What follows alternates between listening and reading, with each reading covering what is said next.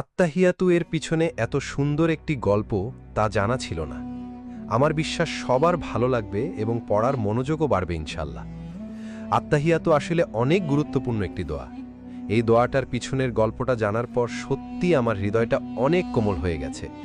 আত্তাহিয়াতু আসলে আল্লাহর সাথে আমাদের মহানবী সাল্লাল্লাহু আলাইহি ওয়াসাল্লাম কথোপকথন একটা অংশ, যা আমাদের মহানবী সাল্লাল্লাহু আলাইহি ওয়াসাল্লাম ইসরায়েল মিরাজ যাত্রার সময় হয়েছে মহান আল্লাহর সাথে। মহানবী সাল্লাল্লাহু আলাইহি ওয়াসাল্লাম যখন আল্লাহর সাথে কথোপকথন শুরু করে তখন আল্লাহকে আসসালামু আলাইকুম বলেননি। তাহলে কি বলেছিল? কারণ আমরা মহান আল্লাহকে বলতে পারবো না আল্লাহ আপনার উপর শান্তি নাজিল হোক, কারণ আল্লাহ নিজেই একমাত্র পৃথিবীর সকল শান্তির এবং রহমতের উৎপত্তিস্থল। মহানবী সাল্লাল্লাহু আলাইহি ওয়াসাল্লাম আল্লাহকে উদ্দেশ্য করে বলেছিলেন, আত্তাহিয়াতু লিল্লাহি ওয়াসসালাওয়াতু ওয়াত-তাইয়্যিবাতু, অর্থ যাবতীয় সম্মান, যাবতীয় উপাসনা ও যাবতীয় পবিত্র বিষয় আল্লাহর জন্য।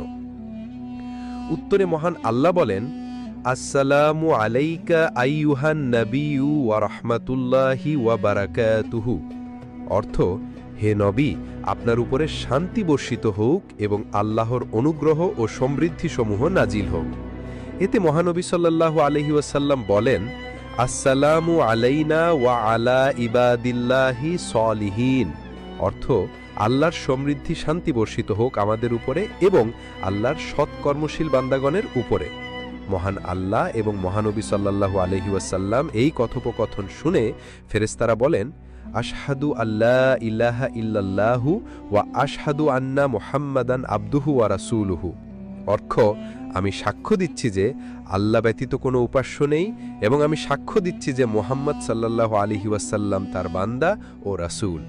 সুবহানাল্লাহ। এখন আমি এবং আপনি আত্তাহিয়াতুর গুরুত্ব এবং পিছনের ইতিহাস জানতে পারলাম।